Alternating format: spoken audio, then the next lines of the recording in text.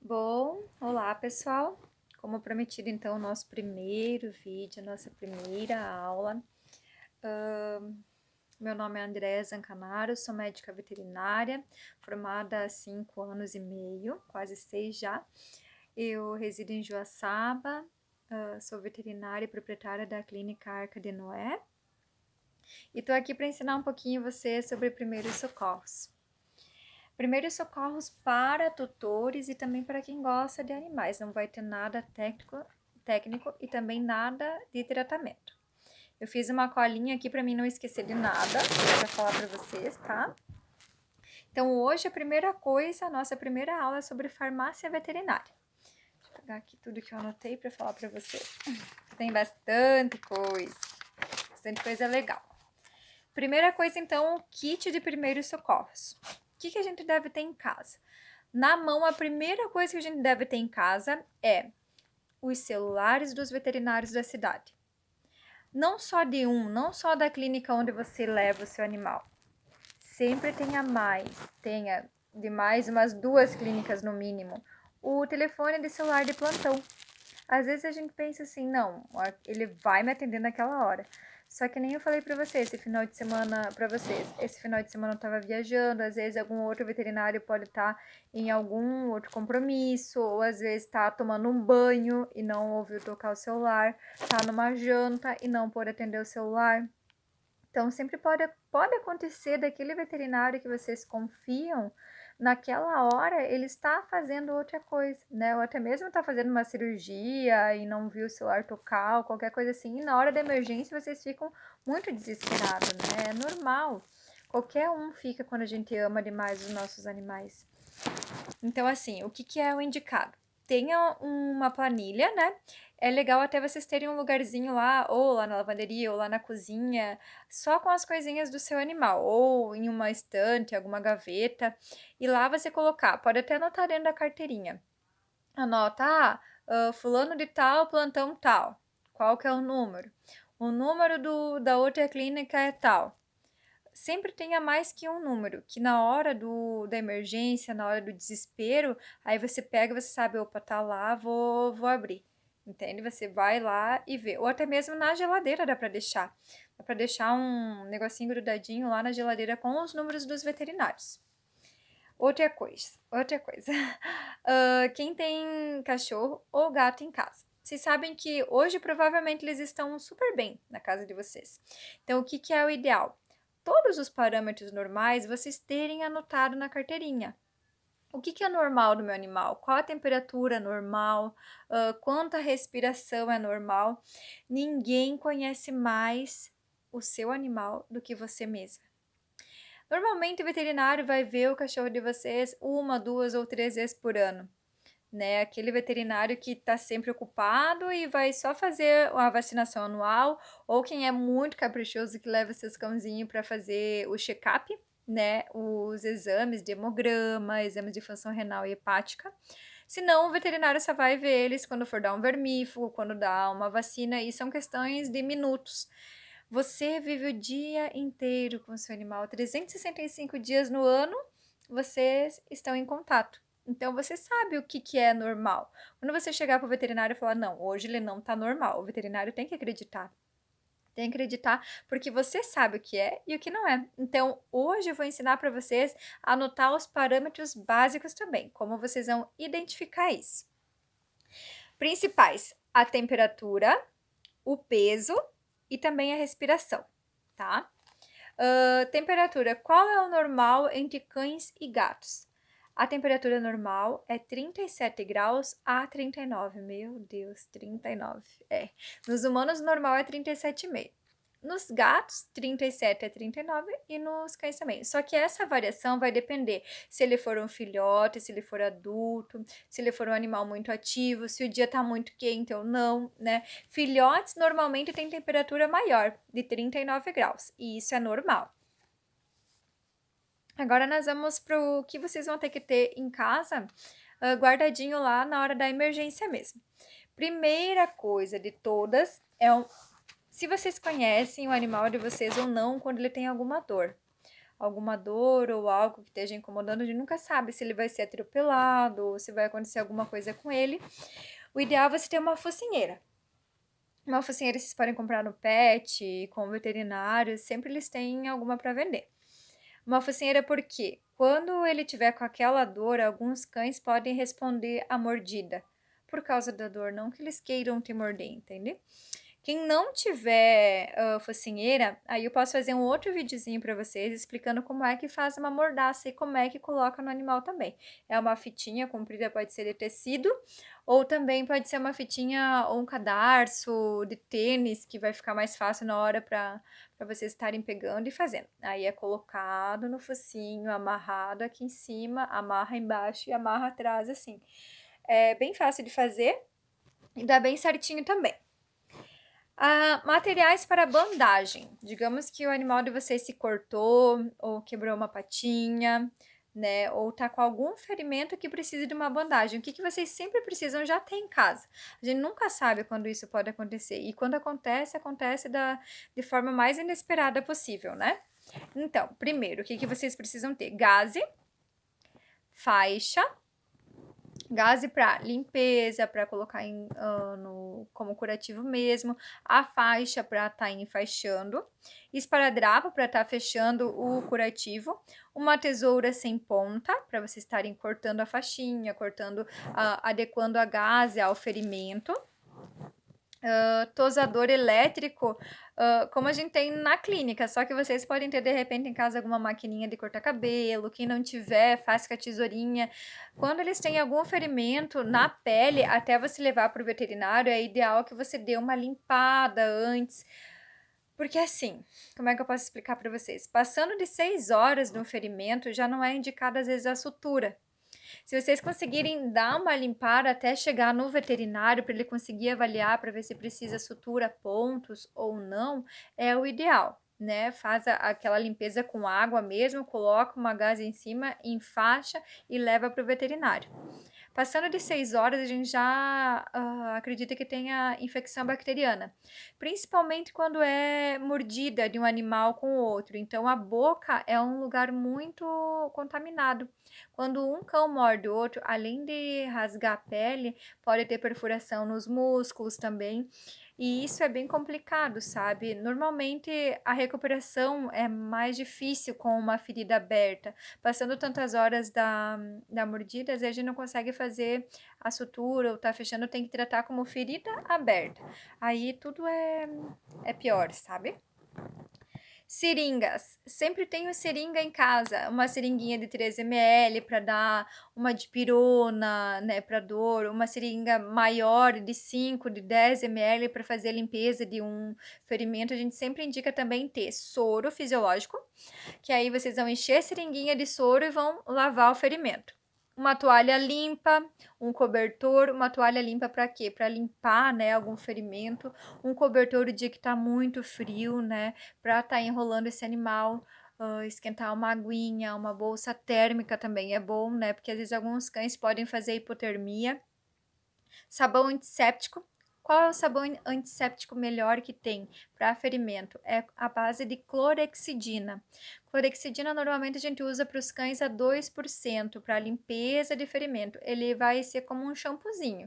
Aí para limpar, vocês vão primeiro jogar o sorinho, vai passar a clorexidina, depois o sorinho de novo, aí faz o curativo. Depende do tipo de ferida também, tá, gente? Vocês sempre vão ter que consultar o veterinário antes.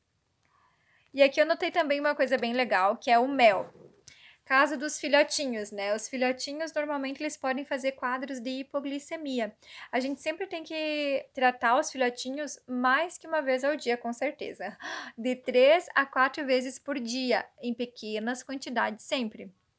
Principalmente Yorkshire, Pinscher, Shih Tzu, quando eles são cãezinhos muito pequenininhos, eles podem estar fazendo o quadro de hipoglicemia, que é a baixa de glicose no sangue, aí eles podem vir a ter um desmaio, a convulsionar, eles podem vir até a morte, né? Normalmente, quando o cãozinho chega na clínica com hipoglicemia, ele já chega convulsionando, já chega sem sinais, assim, como um cão alerta, ele tá normalmente caído de lado mesmo, pedalando, não responde a sinais, né? Então a gente tem que colocar no soro bem rápido, fazer todas as medicações. E se vocês têm um melzinho em casa, quando vocês vê que o animalzinho já tá querendo desmaiar, vocês entram em contato com o veterinário, ele vai falar, tem melzinho em casa, dá um melzinho e já vai trazendo pra cá. É claro que se o animal tá caído de lado, já tá convulsionando, não vai adiantar dar mel, porque ele já não vai nem deglutir. Aí vocês podem acabar fazendo falsa via e causar uma pneumonia por aspiração.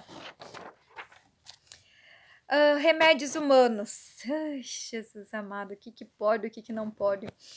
Normalmente é assim, ó. Medicações veterinárias são muito melhores, com certeza, porque elas são testadas nos animais e também porque elas agem de uma melhor forma, agem mais rapidamente. Normalmente a medicação humana, ela é feita por dose humana, não é feito como é que eu posso explicar para vocês?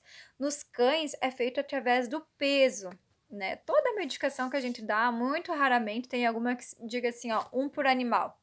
Normalmente a gente faz a conta conforme o peso do animal. Por isso que é muito importante vocês saberem o peso dos cães e gatos de vocês em casa, tá? Normalmente a medicação veterinária já tem um sabor, né, atrativo, já é toda calculada, o tamanho do comprimido é menor, já vem sucado para você poder dividir para os cãezinhos menores. Gatos, a gente sabe que o veterinário ele atende desde o gato filhote que pese 300, 400 gramas até um São Bernardo de 80 quilos. 80 quilos não, e 60 quilos mais ou menos, né? Então, por isso que toda a medicação veterinária é indicada para eles, né? Às vezes você pode estar dando uma medicação humana, todas elas vão ser sobredose para os animais. Todas elas é difícil de a gente ajustar, por isso que a gente sempre vai precisar de uma calculadora para fazer o ajuste da medicação humana para os animais, para a gente conseguir fazer o cálculo certinho. Normalmente, as medicações vocês vão encontrar ou em comprimidos ou em líquidos. As medicações em comprimidos, elas vão ser feita a contagem em miligramas. Cada comprimido tem tantas miligramas. E no líquido é por ml. Aí todas essas medicações vão ter suas concentrações também, que nem o ml vai ter a concentração, a gente vai ter que fazer a dose certinha para dar, né, a coisa certa para o cãozinho ou para o gatinho. Deixa eu ver o que mais eu tenho para falar para vocês aqui. Foi tudo aqui. Deixa eu ver. Então agora a gente vai para a próxima, que é como é que a gente vai avaliar a situação. Como é que o animal tá? Como é que eu sei que ele tá passando mal, que ele tá bem, ou coisa assim, ó. Cada um de vocês conhece mais, então, o cão do que o veterinário, como eu falei antes. Vamos criar, então, uma tabelinha. Eu coloquei aqui que o indicar é a gente criar uma tabelinha. Quando o animalzinho estiver bem, então, vocês vão medir a temperatura. Como é que vocês vão medir a temperatura do animal de vocês? Vocês vão pegar um termômetro humano, tá? Na pontinha do termômetro humano, ele tem uma partezinha que ela é cinza, uma corzinha de alumínio. É só essa partezinha que vocês vão enfiar dentro do reto do animal, dentro do ânus do animal mesmo. Vocês vão colocar lá, dar uma giradinha. O ideal é sempre vocês colocarem um lubrificante junto, tá? Principalmente para quem nunca fez, né? É só colocar a pontinha mesmo, aguarda normalmente 3 minutos. Em 3 minutinhos a gente tem o resultado. Ou senão vocês podem comprar aqueles termômetro clínico mesmo, que eles já dão eles dão o bip quando tá prontinho para ver a temperatura. Então, como eu falei para vocês, de 37 a 39. Gente, um gatinho com temperatura de 36 graus já é muito abaixo, já é um risco de vida para eles, tá? Tem que levar correndo no veterinário. Um cãozinho com temperatura de 39,5 já é também uma febre, né, causada, como é que eu posso dizer, uma febre grave. Então, vocês têm que levar para o veterinário. Algo não tá certo com o animal. Normalmente, cães adultos, o normal da temperatura é 38,5 e gatos 38, tá? A cor da pele e mucosas. O que é isso?